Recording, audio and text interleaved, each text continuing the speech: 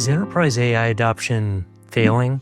You've seen the MIT data, you've seen the Salesforce pivot, but we think there's a big misconception here. Adoption is slow because technology isn't ready. That's just not true. The reality is much simpler. The enterprise vertical AI playbook simply hasn't been written yet. When you're selling to 10,000 person organizations, you need something a bit different. Today's episode is about what actually works in enterprise vertical AI. Deep, intentional, hands-on iteration with real enterprises.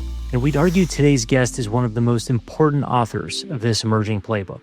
Michael Saltzman is the co-founder and co-CEO of EvolutionIQ. EvolutionIQ is one of the first vertical AI companies to truly break through in insurance. EvolutionIQ today augments claims decision-making in big insurance companies and carriers, where even small accuracy gains compound into huge financial impact at scale. A $750 million exit, and one of the first breakout outcomes in vertical AI.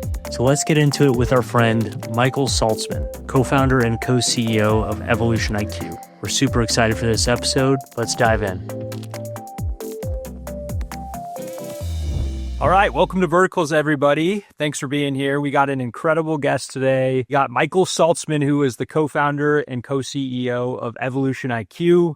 If you don't know EvolutionIQ, you should, because they're probably the first major vertical AI exit that we've seen. And they took a really unique, really interesting approach to scaling, serving mega companies. And we're going to go deep on all things, product market fit, serving the enterprise, product, vertical AI, what it looks like in insurance. So it's going to be a fun one. So thanks for being here, my friend. Awesome. Glad to be here, guys. Cool.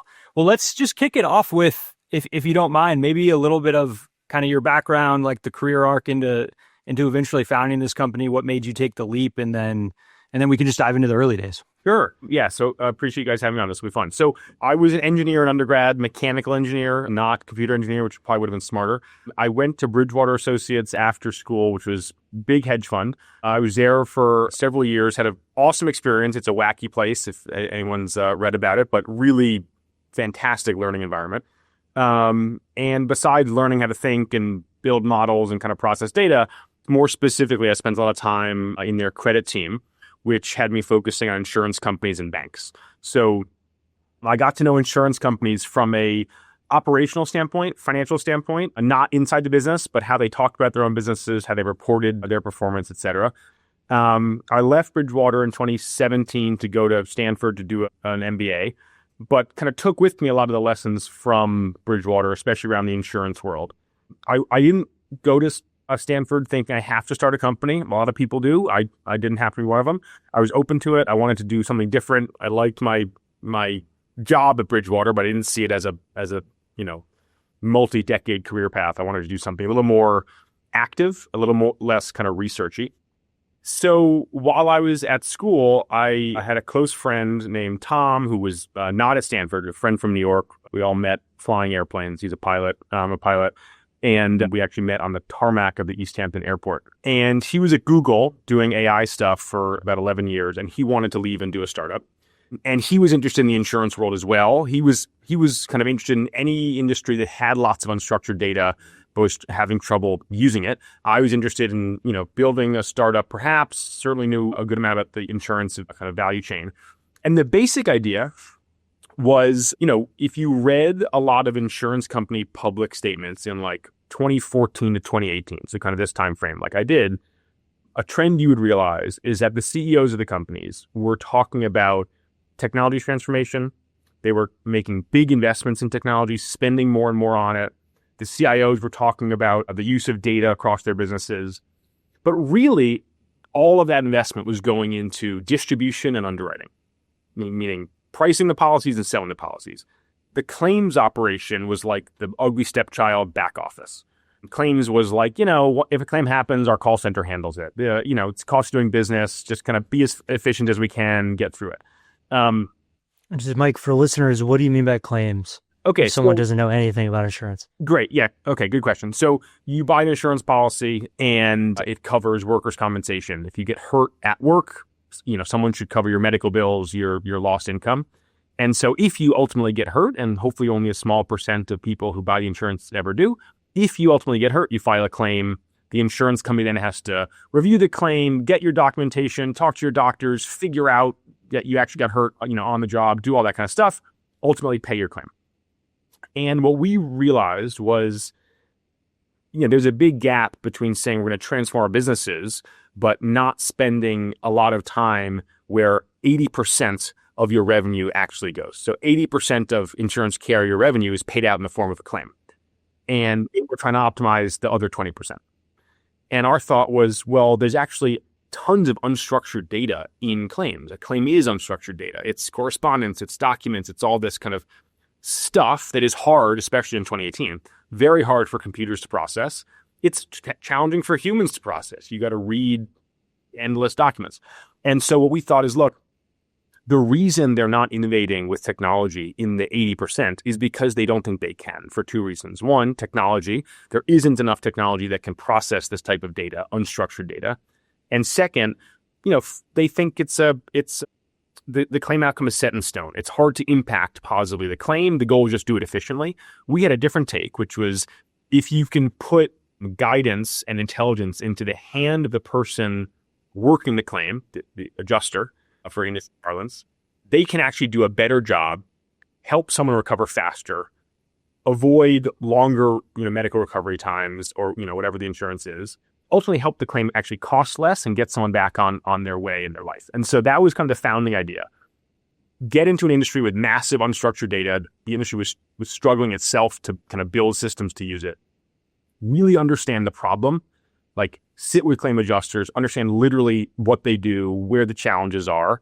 Don't be arrogant thinking that, they don't know what they're doing. They certainly know what they're doing, but can we help them do it better? What are the challenges they face? And then ultimately build technology to actually change the cost curve of the COGS of one of the largest economies in the US. So the COGS are that 80% of revenue. So if you think about, like, if you just look at the standard kind of P&L of a commercial, or not commercial, just an insurance, conglomerate, how much of their costs are tied to paying out claims? So, right. So let's say they take in $100 of premiums. So depending on my business, between kind of $60 and $80 of that 100 are going to be paid out to the claimant, like actually paid to a person outside. And another $15 or so will be spent on the claims operations staff, all the skilled people who are doing that job. Then they got to go sell the insurance. They got to market it. They got to buy Super Bowl ads. They got to buy skyscrapers in Manhattan. All that costs money. And so interestingly, a lot of insurers actually break even on selling insurance. And the idea is to invest the money and make a spread between the time they receive the premium and they actually pay out the claim. And that's what actually makes or breaks their business or is a significant contributor to it. So no matter how you slice it, the claim cost is by far and away the biggest line item in an insurance company's, P&L. And so were you guys scratching your head in this time period when you're doing the research, not just on the unstructured data side? I totally get that. Massive opportunity, but you're like, wow, if we actually move the needle here a percentage point or 2 percentage points, we can fundamentally transform how these businesses make money and not just tie it to the investment side. 100%. So if you think about the P&L stack we just talked about, let's say an insurance carrier is a really good insurance carrier and they run what's called a combined ratio. So expenses and claims of 96, meaning $100 in premiums, $96 are going to be paid out in a claim or to run their business, $4 in profit. At that time, so 2018, 2019, there was tons of attention on the distribution side of insurance. Tech brokers, tech agents, better underwriting, better marketing and targeting. And all this was in service of selling more insurance, which is not a crazy endeavor. That makes sense. But if you sell an extra $1 of insurance, you make an extra 4 cents, right? So that you just scale the existing problem bigger and bigger. You make a bigger and bigger insurance company. Nothing wrong with that. But that was basically where the focus of the industry was at that time. And what we said is, okay, but if you save $1 in claim cost, you save $1. That you increase your profit by $1. That's, it's 1 for 1. And so the leverage on an industry running at a 4% earnings margin is just tremendous if you can actually attack the cost side of the business versus the revenue side. Which is interesting because I feel like most founders and investors have a bias towards initial strategies that are growing revenue. But in a world where a lot of the customers have incredible scale already, that like first year of impact can be wild. So you guys were starting, more pre LLMs. How did you think about, I guess drilling down into the product? How did you think about how you could move the needle? Yeah. So a couple things. So first of all, just about the team. So one thing that we really started with, and Tom, my co-founder, was a big part of this, is we knew that this was actually going to be a technical product and technology limitations would be part of our constraint set. And the only reason I mention that is most insurance technology is not at the edge of technology, right? It's like, we're going to build a CRM, we're going to build this new workflow tool, or that software. We don't have feasibility concerns over can we build a CRM that you do a drop down, put in someone's name, and tomorrow the name is still there, right? So that's not a feasibility concern. We went out and we said, look, we are going to have a feasibility concern. We are not sure this is possible.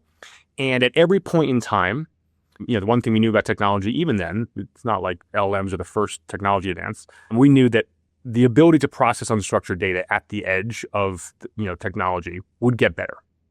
And so what was most important to us was to build, especially an early team, but even today, but it starts with the early team of like truly incredible technologists, like top. And so, for example, our first 10 hires, I was the only person talking to customers. We had one product manager and 4 ex-Google employees, 2 of which were PhDs. And, pulling them out of Google was not an easy feat. It was not just a money thing. It was a let's go totally solve this industry thing. And there's a lot of that had to be done. But, what we knew is that however feasible processing deeply unstructured text, data, et cetera, was in 2019, we had to be the company that would always provide the leading edge of that to our customers as the leading edge evolved. So that's the first thing.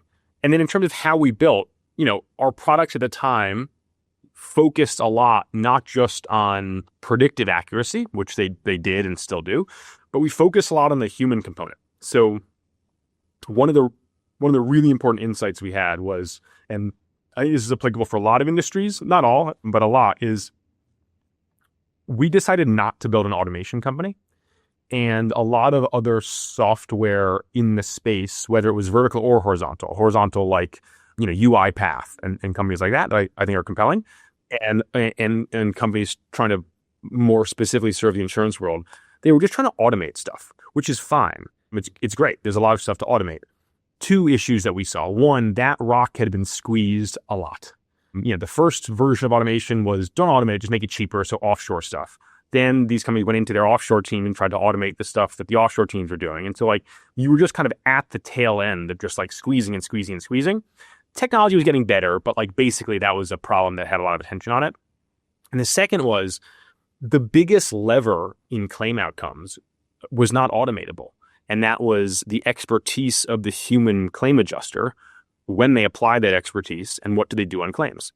And we didn't think you could automate building rapport with the claimant in a really hard moment in their life, building trust, helping them navigate the US medical system, and ultimately giving them the motivation to return to the workforce. So what we decided to do is augment the human expertise.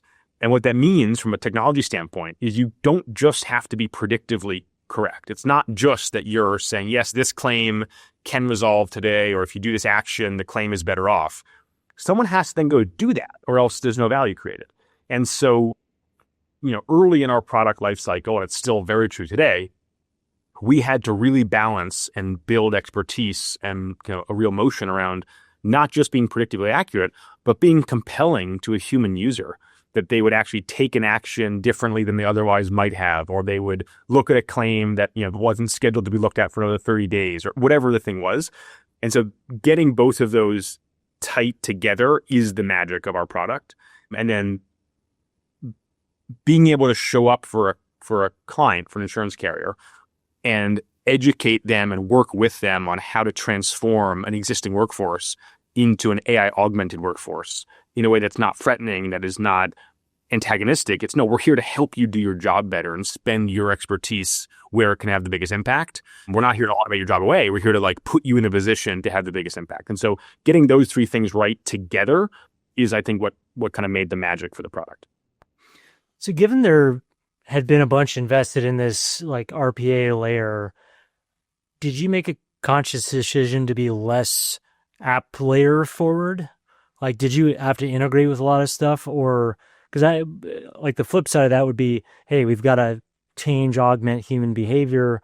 We need to have that UI. We need to be that everyday login. We struggled with the strategy around integration for a while in the early days. And the easy answer, which everyone was telling us right at the beginning, was, so there are these things called core systems. They're the CRMs. They're the sales forces of insurance carriers. And all the claim, Guidewire is the biggest one in that category. There's others, Fineos and ClaimVantage, and all these companies that have been around for a while. You're very, kind of key building block in how their companies operate, but they're not exactly changing the world in terms of the edge of AI usage. And so we had a conundrum, which was, everyone was telling us in the industry, oh, well, you got to integrate with these systems or else, no one's going to use you. And there's some truth to that in terms of it probably would be easier if we were, natively inside these core systems. Because look, that's where the eyeballs were. That's what people were trained to use, when they started their day. The problem is we were on a development path that was so rapid and so iterative and so responsive to not just customer feedback, but where we wanted to take the product, that locking ourselves into their box and saying, okay, we're going to give you these fields. Can you please display them in your core system? Introduced tremendous bottlenecks in our development cycle. We didn't own our destiny anymore. We had to kind of, sit beside someone else on their bus, and we had one seat on the bus, and we didn't drive the bus. And so what we basically decided to do is for most of the history of the company, it's changed now because we have a lot more market presence and, influence with our customers. We didn't integrate with these core systems at all. We built our own standalone application, which in my estimation was gorgeous and of a quality and usability that far exceeded legacy CRMs. It was intuitive. It didn't take a lot of training, unlike these huge monolithic CRMs. And our users liked to be in it because it did a really specific thing really well. It oriented them to where they should spend their time, and it helped them navigate a super complex claim. And that's all it did. And so we built a really elegant application. And there was concerns about, I'm too screening or I'm swivel chairing or whatever. And we entertained those concerns. And we said, look, that's the negative. The positive is you are going to get an application and a service that gets better every month. And if we go the kind of, fully integrated way, it might get better once a year. And once that way, it was not a very hard discussion with clients. Were there any challenges that presented in terms of getting the right data easily? Like, how would an implementation look like? So what we basically learned is getting data out of these big systems can be a little challenging, depending on exactly their age and all that. But it's not an impossibility. They have millions of different reporting requirements they do. Getting data out of these systems is a thing that happens. And so that wasn't the challenge. The challenge we had to deal with, which is a real investment of technology that we made, is we wanted to build a product. We wanted to have a real product-led architecture. We didn't want to be building a different solution for every customer. We wanted to solve certain types of problems and solve them across the customers. And so what that meant for us is we wanted, especially in our AI layer, we wanted to build models the way that we thought were best. And we wanted to find universal truth around how to interpret medical documentation or how to interpret, this type of data or that, or whatever. That said, we also had clients who had meaningfully different data schemas on their side. And the way they had set up their core system was totally different because someone did it in 1997, someone did it in 2006, someone did it in 2012, someone used Accenture, someone used Deloitte. It's, totally different. To them, it's like, well, this is just what it looks like for me. I don't know how different it is from your other customers. And I don't really care. And so what we had to do is we had to build an interface layer that was a real technical project. We did this in 2021, and it still is. It kind of underpins the scalability of our company, that we can take in data from all these different core systems and we can normalize it into one common data format within EIQ. Downstream of that, data is still segregated because we don't, there's a lot of not commingling of requirements we have, but it looks the same. And so we can basically run a model on that data, run it separately, but equivalently on that data, on that and that, make improvements that go across our stack. And so, normalizing their data and building technology to do that was kind of the way that we... It almost feels like a digital twin kind of approach. Like you take the data set that they have and then you basically run on it, but you're not necessarily integrating and updating fields in the CRM and causing disruption. Interesting. So we didn't write anything back to the CRMs at all. We had a digital twin, but it was in our format, and all of our tech ran from that. So what was obviously the overall goal is, we're going to reduce your expense ratio, increase profits, all that. Was there kind of a near term, like time to value metric that you guys worked against? So I think one of the things that insurance is known for, and insurance technology, is long sales cycles, and there's real truth to that. These are large organizations. They have certain decision-making habits. They're different. They're not all the same, but they're in generalities. There's different stakeholders, there's approvals, there's budgets and all that. And so what we really endeavored to do was to demonstrate the impact, measurable impact of the solutions within the first year of someone implementing us, which did a couple things. One, it meant that our expansion motion could rely on the results of the first thing, not just selling harder. It's hard to sell someone the next thing when the first thing takes 4 years to bear fruit. The second is, because you could see the results, the first thing could literally pay for the second thing many times over. And so we had this notion, and we still do, of like, when you work with EvolutionIQ, we're a modular product. And so you can start, in different places. And some clients start with multiple modules, some start with one. That's all great. But the modules you have, once you implement the first one, you're basically, from a financial standpoint, you're playing with house money. The first thing you bought from us pays dividends, and you take a small portion of those dividends and you can buy the next thing. The dividends then, grow exponentially because you're kind of doubling up. And so it's a super highly levered sales cycle to the results. The results are super, super important. And so we really, in our product roadmaps, we only took on problems that we thought we would have a measurable impact in within a year. How did you test that in advance? Like because even a year is a pretty long feedback cycle from a product development standpoint. So, were you guys kind of doing, dummy data tests in order to see, hey, what module do we start with?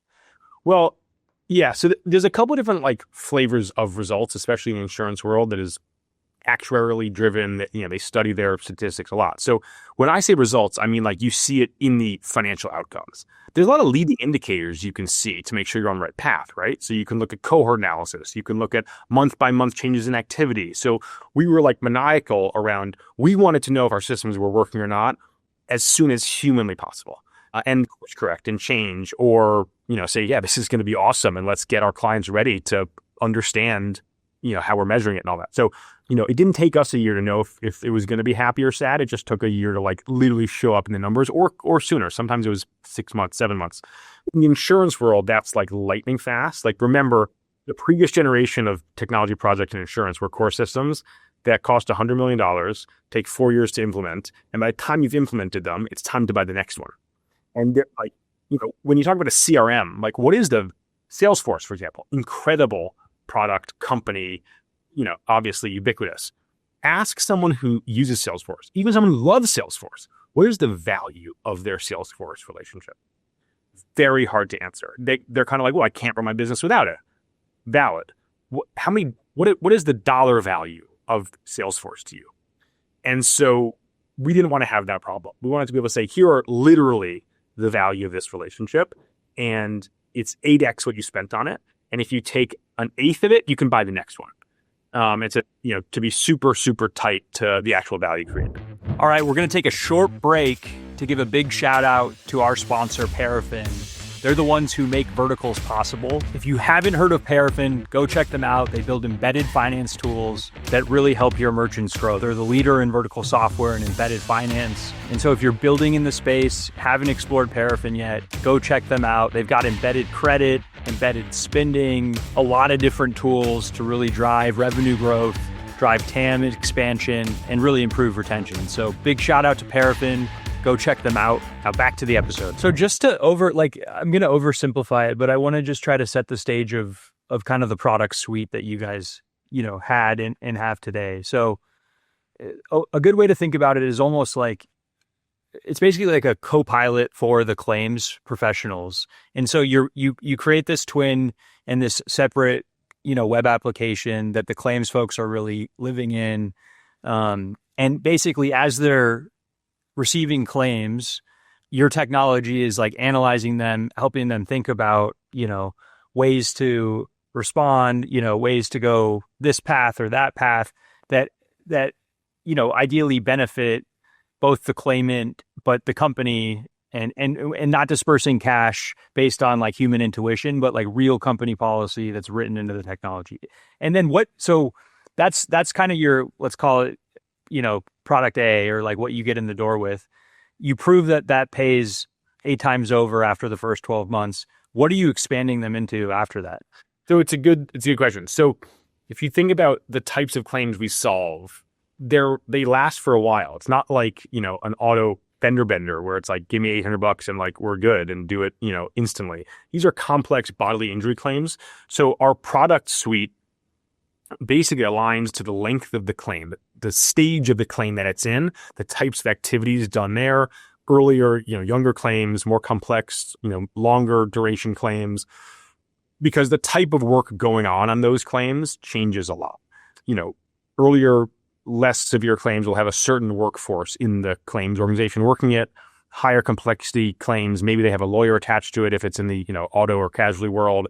A more sophisticated, more senior adjuster will work it. So we've kind of split our products mostly to mirror the organizations we serve. So you have a workforce doing this type of work on this type of claims. Great, we'll build the product suite that they need.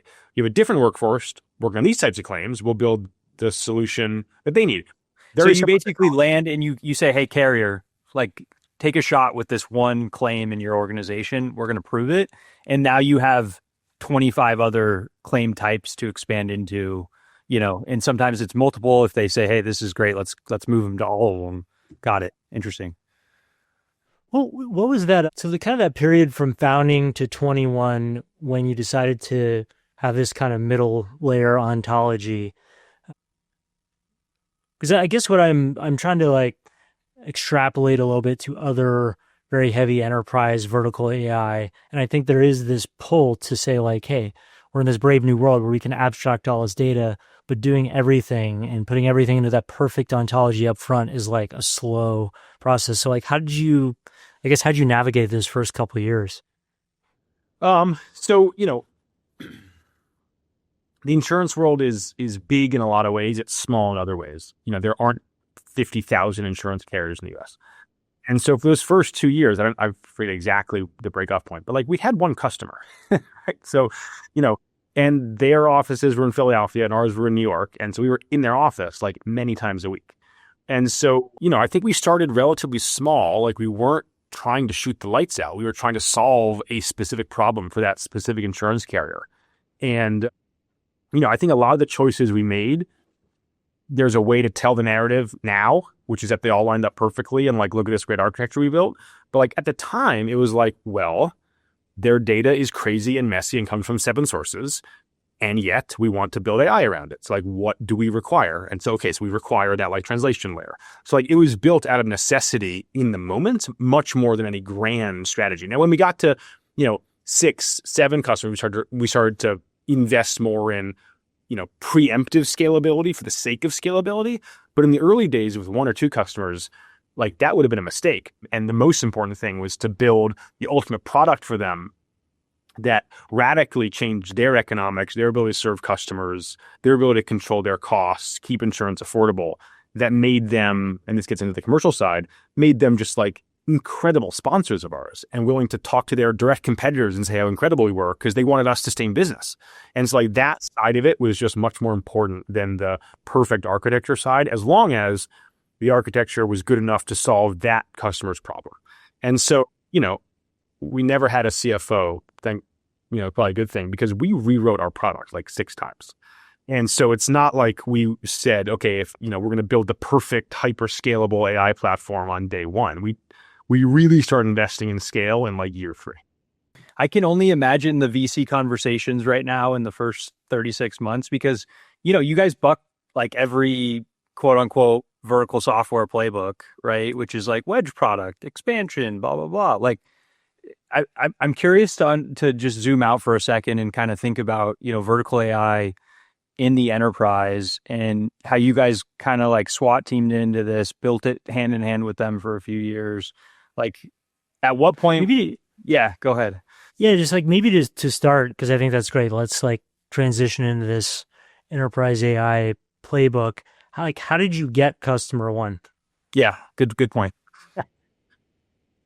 I mean, it's not rocket. We were cold calling. And I had a network from Bridgewater, and I knew some people in the insurance world who did kind of banking for insurance companies, and we were networking like our lives depended on it, basically. We had a lot of people who actually did depend on it, Michael. It did. I'm weird about it. Yeah. We had a lot of people who said, look, this is really interesting. You guys obviously are like 3 dudes, a PowerPoint, and a dog. Like, come back when there's something I can use and work on. And that was mostly a nice way of saying like, okay, you guys are not real, which we weren't. Top still worked at Google. I was at Stanford. Like, there was no company. We hadn't incorporated business yet. He hadn't left his job yet. And then we met this company. Look, it comes down to a little bit of luck. We met this incredibly innovative company in Philadelphia, and they said, when can you start? And we were like, what do you mean? They're like, yeah, we want to do this. We're like, do what? They're like, well, this vision you're talking about, what's the first step? And we were like, okay. And so, honestly, there's a lot of, pounding the pavement. And then we got this counterpart with this insurance carrier that, you're talking about us breaking the mold. They broke the mold. They were innovative. They were happy to be a first customer. They knew the product didn't exist. We didn't hide it from anyone. They said, we want to build this with you. I think they saw us as a high leverage, high skill tech team that at worst would waste $50,000 of their dollars, and at best would sit in their office, dedicate themselves for years and build something that they couldn't buy. And the latter is what happened, and they took the risk on the former. And was it just, hey, $50,000 and we'll see where we are in a year, or? It was basically exactly that. Yep. Yeah. I mean, next natural question for me then is, how did you guys know when it was ready for customer number 2 and then, 2 to 6? So we didn't even try to sell it until we had results from the first customer. So talking about like bucking the VC model, like we were a deeply unsexy company for the first like 3 and 4 years of our growth. Credit to our early investors, first round being the largest, like they were totally cool with that. And Bill at first round is just a savant investor and company builder. And he was happy to not look at the revenue. He was happy to look at the product and look at the results, like the claim results of the carrier. He wanted to get into that level of detail to underwrite how he was thinking about our business. And so, the priority was just build the kernel product that is just awesome. And if we do that, and only if we do that, do we have the right to talk to other carriers about it? That's amazing, because it's so easy for founders to kind of fall in the trap of like quarterly numbers. I know I did it. And sometimes, as a CEO, like you take shortcuts to hit the quarterly number that costs you, over the long haul. And him being product focused is super rare, even in early stage. I mean, our problem in the VC world, God forbid if we start the company today, like, if you're not going 0 to 10 million in your first year, like you're not a CDK company. It's like, we're going to see how that plays out. But, we were a slow burn, and to our credit, we were not very capital intensive. We never were. We were always we always basically wanted to run this like, it had to be a real company, not like a venture, flash in the pan. And so we invested where we saw progress. And the issue we had was, even though we had one product, in one kind of segment of the insurance world, you do the math. Okay, you have one product. There's like 40 carriers like this. You're making X from this carrier. They're kind of upper mid size. Like, oh, your market's not that big. So the market size thing was like the knock on us through Series B, honestly. And then we started to say, well, yeah, if you have 5 products that are all as good and they're actually really good, better than we thought, and so the price we can charge is 10x larger than we thought, and we're going to go into multiple lines where there's hundreds of carriers, like then the business is like really venture scale and interesting. But you had to have investors willing to go on the journey when like it wasn't obvious it was going to be. Did you know that up front, or were you just like, hey, this is a big problem, we'll figure it out? Like, did you feel like you could ultimately get there, or was it just so, one day at a time? It was more like one day at a time. It was like, yes, we wanted to go build an awesome company, but we didn't set out saying like, we're building Stripe or nothing. We were like, let's go build a business. And there's like a business can have lots of different sizes. We wanted to build as big of a business as we could. We wanted to help as many carriers as we could, build great products. But like on a random Tuesday afternoon, I was not thinking about that. We were thinking about like, how can we get this customer to think this product is great? And then talk to the next customer and the next one. And so it was a iterative process. It wasn't like, we were not always working backwards from how to build a decacorp. You guys like nailed the Peter Thiel monopolize the tiniest possible market ever, move to the next one kind of thesis. I didn't think the market isn't that tiny in comparison to a lot of like vertical software winners that like prove the constrained VC TAM thinking wrong. Well, the market is small by number of carriers, right? The several hundred is not a big number, but these carriers are financial institutions, and if you move the needle for them, there's a lot of leverage there, and so that was really interesting. And we weren't just like vertical; we were like vertical of vertical. So like vertical is like you're insurance specific. We were like, no, we're not insurance specific. We're claim specific. No, we're not claim specific. We're disability claims insurance specific. So we were like really trying to get into the nuances, which I think is why the products were good, because we were doing something very specific. And even within that, it was like one segment to start, as we talked about. So like we were really trying to find like the most specific place, but then in a very leverage-rich environment, like the impact of that focus is large on, the insurance company P&L. I mean, you can look at public insurance companies talking about how this little company from New York like changed their net income for the quarter because it was such a focus on a highly leveraged space. Are there any comparables that you can think of companies that have taken similar approaches to kind of crack the like the only one that is top of mind for me is like a Palantir. It seems like, or maybe like an OpenGov, Zach Bookman, where that's kind of the approach that they took to really crack these mega institutions. I don't know. I think we have similarities with a lot of companies. I think there are differences. Yeah, our biggest difference is, I think, just kind of categorically speaking, is like the focus area we had just obscene leverage on it because it was changing the cost structure of a product that had 4% margins. And like, if you can do that, you start moving the overall business really quickly. And that's the most unique thing that we, from a strategic, standpoint, that's the most unique thing that made this work so well. Was there ever along the way any sort of friction from, kind of the incumbent systems of record, if you will, like, or I guess down the line, would you guys have run into a Guidewire, or like, would they have gotten sharp elbowed if you got bigger? We had to build relationships with those companies, and some relationships took off, and we have a great relationship with Guidewire now. We know their executive team super well. We partner in a lot of ways, similar with some of the companies in other lines. It just depended on what they were doing at the time. I think in the time frame that we were kind of really growing and expanding rapidly, we were almost growing too fast for them to process what was happening. And all those companies were undergoing big cloud transitions at the time, and they had a lot of wood to chop in their own backyard. They had big businesses, and our business was, growing crazy fast, but off of kind of a small base. And so it wasn't obvious to them that like we were the thing they need to do next. Like, they are horizontal insurance speaking, but they're doing distribution, they're doing underwriting. They're like, we have 100 different priorities coming up next. And so we didn't, with some exceptions, but we basically didn't feel real competition with them. We felt a little bit like competition for, the air in the room when we're talking about exciting insurance technology stuff, but we didn't feel like we were, building. Wasn't direct. Right. Got it. So if you were a founder starting over again with a similar kind of eventual high ACV enterprise sort of approach, would you do it exactly the same? Or, in your mind, what are kind of the non-negotiables of that playbook? And how do you actually measure product market fit with that? It's a good question. I hope I wouldn't do everything the same, because I think we made a lot of mistakes and, found our way. It did work out pretty well, though. Yeah, right. Well, I think, yeah, thank you. I think it would be pretty like intellectually lazy to say like, because it worked out, there were no mistakes. There's like billions of mistakes. I made mistakes today. So I would do lots of things differently. But I think the things that are non-negotiables that I wouldn't do differently are I would spend the time with the early customers.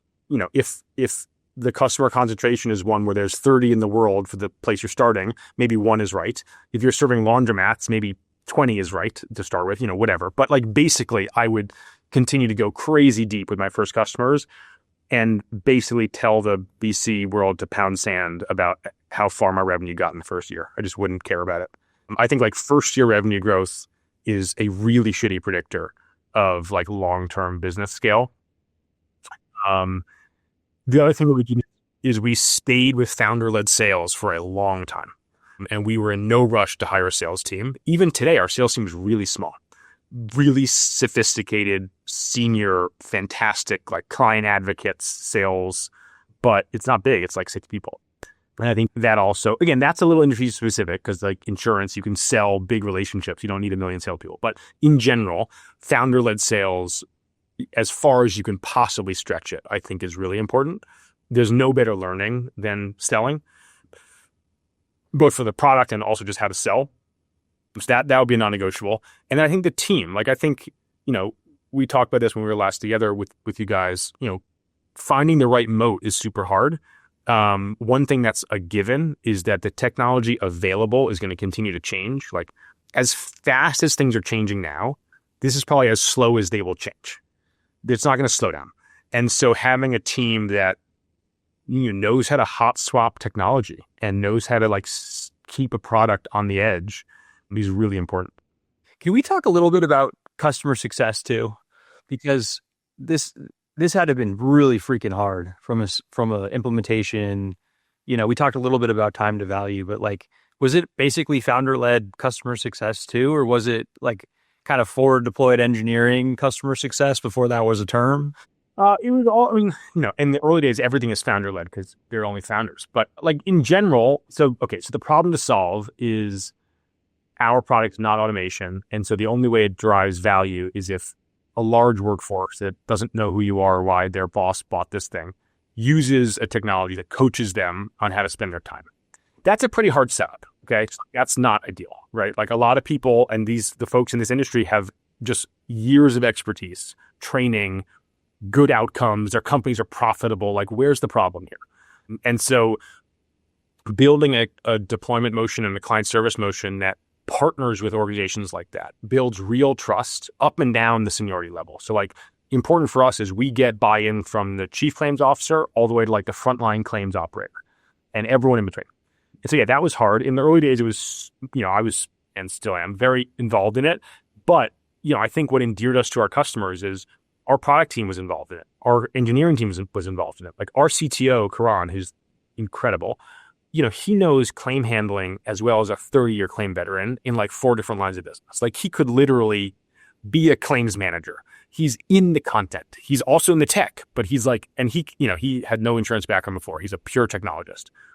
He led machine learning teams at Bloomberg, but he like just spent the time. And so I think we earned the respect of our counterparts because we showed up both with humility, also with a great, and, maybe also very importantly, with an appreciation and a willingness to learn their business. And that I think started with the founding team, not just me, but Karan and others. Benjamin, our chief product officer, started off as a product manager, and then grew to the whole client service team, which was like, that's the ethos. Like, we're here to help. We're here to learn. We're here to figure out how exactly our product, we're not a consulting company. We're not going to build it new for you. Like how our product fits into your process and what's a little bit of like a process interlinkage we can make. That level of care was super important. Was that a weekly cycle at first? Like when it was just you guys with that first customer, how did you set up that interaction? More than weekly. I mean, we were in Philadelphia probably 3 days a week in their like this pre-COVID, so like in their claims call center floor, in a building on Market Street in Philadelphia. Gia and TJ were 2 claims managers that we worked with and their staff. And so like we had desks sitting behind them. We didn't know what we were doing, right? So that's probably not the most efficient way to do it, which is why we had to be there for much. But after that, we started to really understand like what is the leading indicator of success. And a lot of it was adoption, meaning are people using the system? You could observe that in an app. Are they agreeing or disagreeing with the recommendations? You could observe that because we actually asked them for feedback on every individual recommendation in real time. And then you can see in the data, like, are they taking actions that the system recommends? So we can literally quantify the level of that relationship. that came later. What came first is like asking them, do you like this or not? And better questions. But yeah, it was a frequent motion, and now we've built a real process around it. So there's some efficiency to it, but we're still a super high touch technology. Like we're not like we hooked up the pipes, it works, we'll see you next year. It's like we still are working with our clients week in, week out. Zooming out a little bit, just into kind of the market broadly, like where do you kind of see opportunities in insurance today? Like where is their surface area? How do you view, AI and plugging in like these broad tools to try to solve some of it? Because you guys built a lot of this technology that seems pretty similar before it was, called an LLM.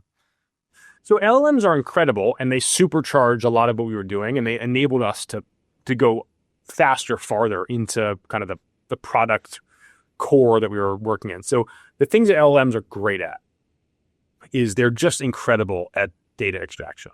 Like before LLMs, we had to build all this super complex, basically classical ML models to understand what a document said, what people called, NLP. And it was fine, but it was getting better, but it was not like a human read the document. It was like a machine read it, and it kind of, it was a little bit here, a little bit there. LLMs are great at that. So what we use LLMs for, across our stack, but a big part of it is pre-processing. There's a huge amount of extraction technology that we built to understand all different types of insurance data. The other thing that we use LLMs a lot for is guidance. So like we can write guidance to frontline claims adjusters in a much richer way than we used to. And so we use it across the stack in different ways. Where I see a lot of surface area in the future besides just lines of business and stuff, but from a product standpoint, a tech standpoint, there's going to be a real opportunity for an agentic layer to push further to actually doing the things that the system says should be done. And so still the role of the human claim operator remains robust, which is trust building, partnering with the claimant, understanding motivation, dealing with different stakeholders efficiently, talking to the employer, all these super complex things.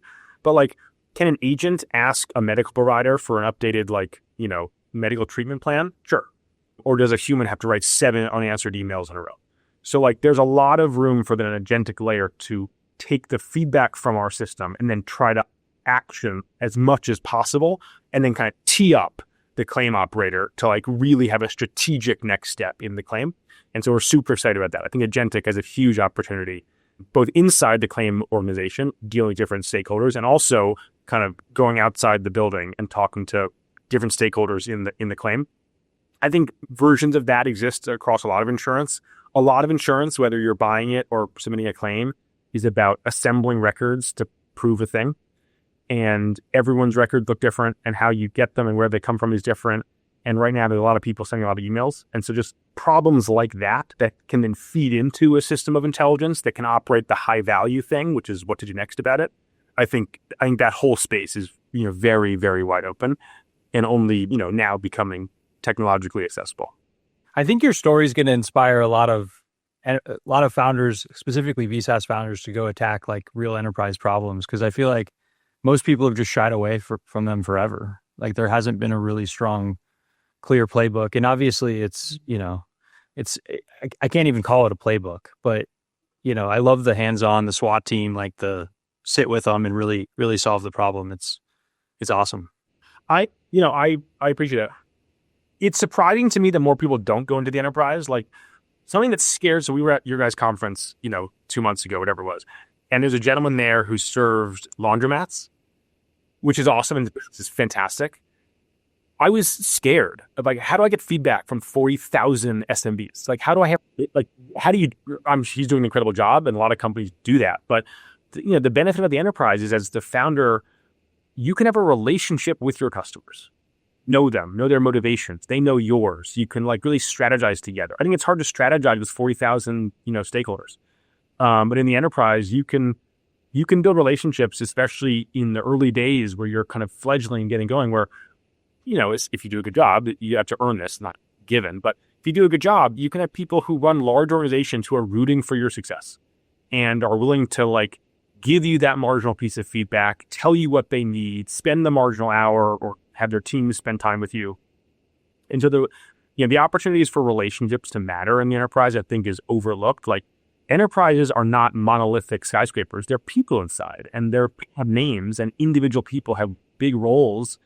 And, as much as it's intimidating for you to look from outside to the skyscraper and say, oh my God, how could I possibly work for them? You know what's happening inside the skyscraper? They're like, oh my God, how do we make our business work 5 years from now? And that's an equally tense pressure that they're feeling too. And so they're looking for you on the street down there, right? And so like you're trying to find each other. And when you do, it's actually pretty great because you can really build deep partnerships. And so I think the enterprise, if you're a person who likes people and you like technology, this may be counterintuitive, but I think the relationships you build when your business by its nature has a relatively low customer count, we're never going to have 40,000 customers. I think, affords a lot of different types of product building and kind of feedback collection. And it's a really rewarding experience. No, I love it. Well, let's do a quick lightning round to wrap if we can, because we're coming up on time here. So I got a quick one, and then Nick, you can round us out if that works. So highest high, lowest low from the journey. Highest high, maybe counterintuitively has absolutely nothing to do with selling the company.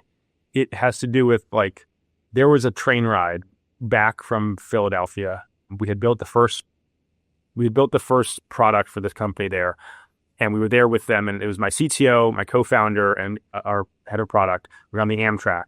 We went down, we did a bunch of stuff around the product that we had built, and we talked to them for 30 minutes about the next segment of their claim process. And we built the product on the train ride back.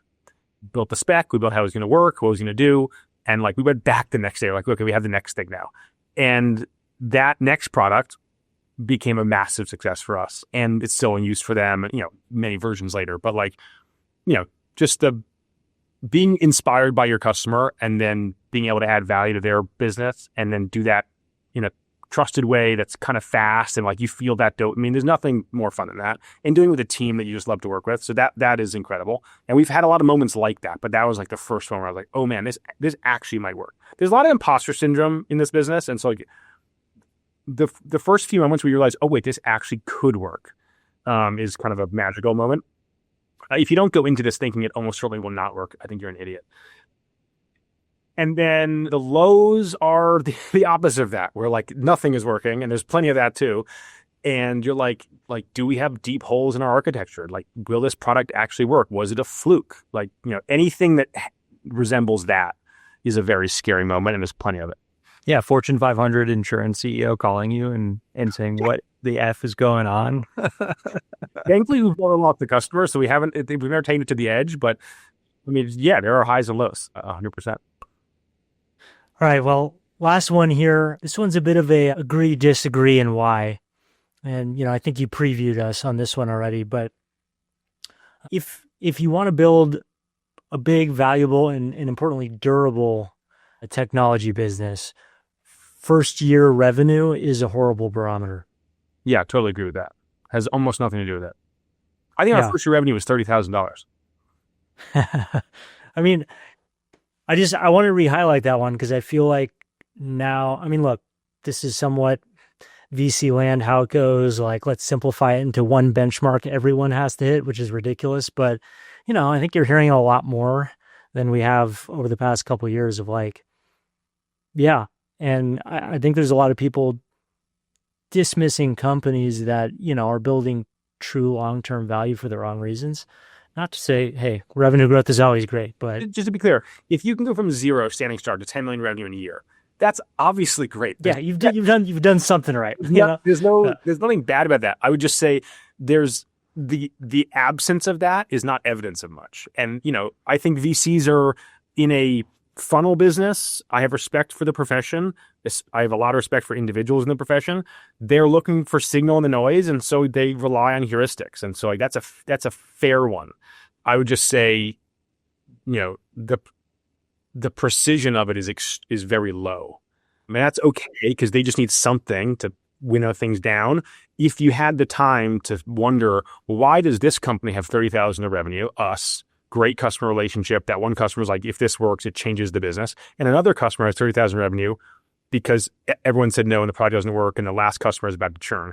Pretty different. But you got to spend time to figure out which one it is. And that's the problem. And if you had made decisions on a monthly basis of, hey, if we don't have hyper revenue growth, we're not going to do this, you might not have built the product you The build. thing I would So, tell founders yeah. is like, when you get to the growth stage, there's plenty of revenue pressure. You'll get there.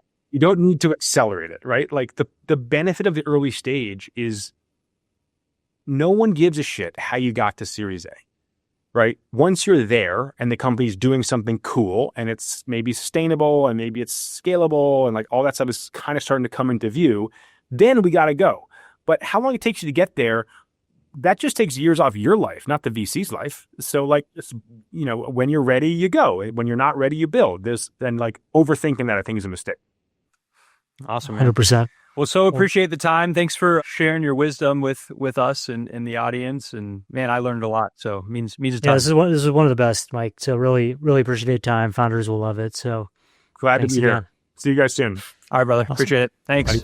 All right. That's it for today's episode of Verticals. Man, EvolutionIQ, Mike Saltzman, the team over there, just absolutely incredible, has made me like really rethink just the vertical software playbook in general and, think about serving enterprises and just doing it in a different way. And man, proof's in the pudding. So fantastic conversation with him. Learned a ton. Hope you all did. And we'll see you next week.